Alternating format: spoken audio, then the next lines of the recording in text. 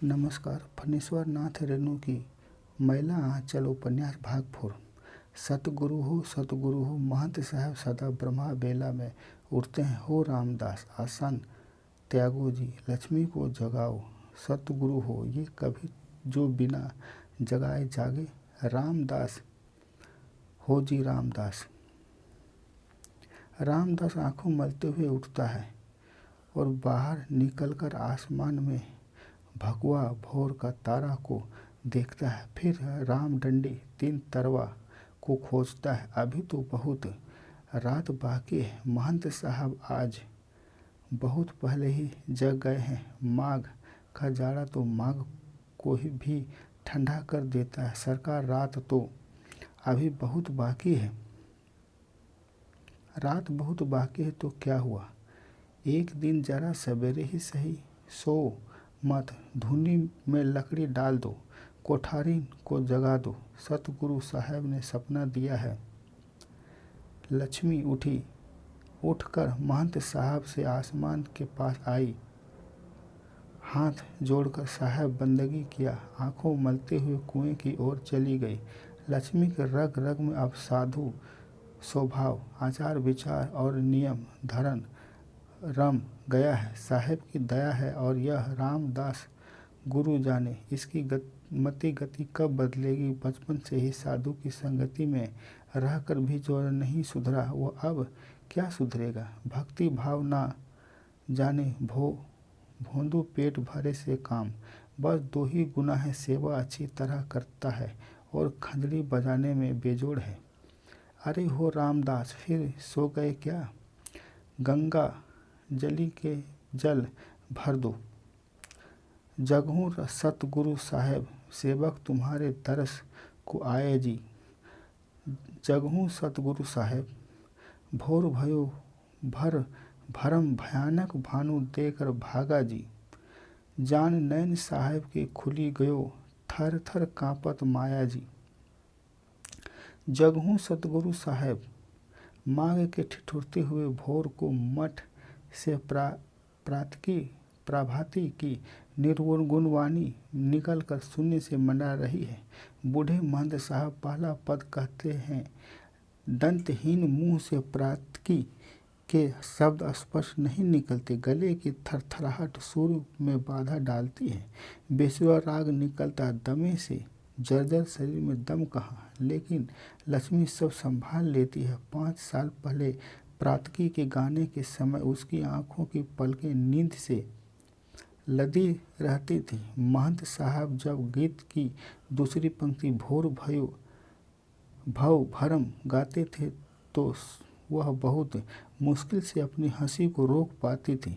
भोर भयो भोर भरम, लेकिन अभी नहीं। उसकी बोली मीठी है, उसका सुर मीठा है, वह तन्मय होकर गाती है।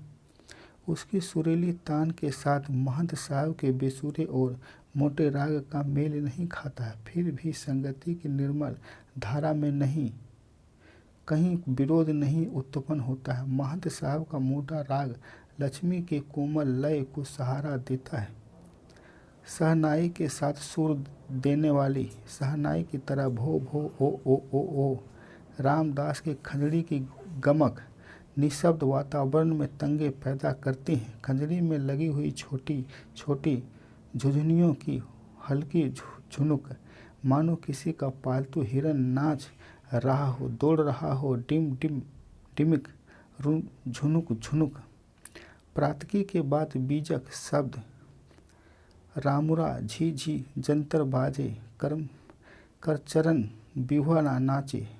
रामुरा झी झी। और तब सत्संग रोज इसी बेला में सत्संग होता है। प्रातकी सुनने से मठ के अन्य साधु सन्यासी अतिथि भाग्यगत तथा अधिकारी भंडारी वगैरह जग जाते हैं। प्रातकी के बीजक में कोई सम्मिलित हो या नहीं, सत्संग में भाग लेना अनिवार्य है। मठ का भंडारी इस समय रोज की हाजिरी लेता है।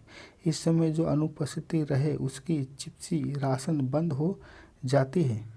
सत्संग के महंत साहब साधुओं और शिष्यों के उपदेश देते हैं, प्रश्नों के उत्तर देते हैं, अज्ञान अंधकार को अपनी वाणी से दूर करते हैं। सतगुरु सेवा सत्य करी माने सत्य विचार, सेवक चेला सत्य सो जो गुरु वचन निहार। फिर 7 चक्र परिचय, प्रथम चक्र आधार कहावे गुद स्थल के माही, द्वितीय चक्र अनुष्ठान कहाए लिंग स्थल के माही, तृतीय चक्र मणिपूरन जानो नाभि स्थल। सत्संग समाप्त होते ही भंडारी उपस्थित मूर्तियों की गिनती लेता है। रानीगंज के 3 गो मूर्ति तो आज 7 दिन से धरना लेते हुए हथुन जाए ला कहे इन्हें ता कहे कथिन बलू। सरकार से आज्ञा ले ली है। बेला मठ में एक मूर्ति की बुखार लगने हैं। दुकान में सबूरदाना का ना भेटाई है। कोठारिन लक्ष्मी दासिन का रोज इसी समय बक बक झक झक बहुत बुरा लगता है। सत्संग से प्रति की हुई मन की पवित्रता नष्ट हो जाती है, लेकिन क्या करें। मठ के इस नियम को यदि जरा भी ढीला कर दिया जाए तो साधु बैरागी 1 महीने में ही मठ को उजाड़ देंगे। बाहर के साधुओं के लिए 4 दिन ही नहीं रहने का नियम है, मगर रानीगंज के मूर्तियों को खुद सोचना चाहिए। यहाँ कोई कुबेर का भंडार तो नहीं। लक्ष्मी महंत साहब कहते हैं आज भर रहने दो। भंडारी जितने मुरली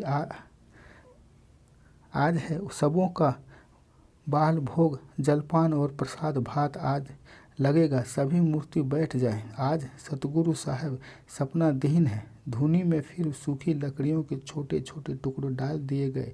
सभी मूर्ति फिर धुनी के चारों ओर अर्धवृत्ताकार पंक्ति में बैठ गए। लक्ष्मी की महंत साहब के आसन के पास ही लगती है। सभी महंत साहब की ओर उत्सुकता से देख रहे हैं। आज मध्य रात्रि में सतगुरु साहब सपने में मेरे आसन के पास आए। हम जल्दी से उठते साहब बंदगी किया हमको दया भाव देकर। साहब कहीं सेवादास तुम नेत्रहीन हो, लेकिन तुम्हारे अंतर के नैनों का जोत बड़ा विलक्षण है।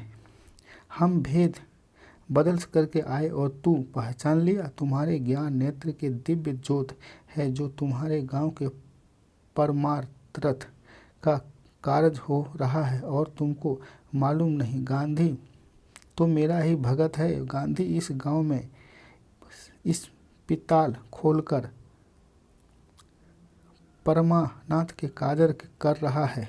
तुम सारे गांव के लोग भंडारे में 2 कहते हैं कि साहब अंत ध्यान हो गए हैं। हमारी निद्रा भंग हो गई है। सतगुरु के विरह से चित्र चंचल हो गया है। विरह अग्नि तक कैसे बूझे, बृहन अंधकार नहीं बूझे। आखिर सतगुरु आज्ञा शब्द विचार कर चित्र को शांत किया है। आज यादव सेना के अचानक हमले ने गांव की दलबंदी को नया जीवन प्रदान कर दिया था।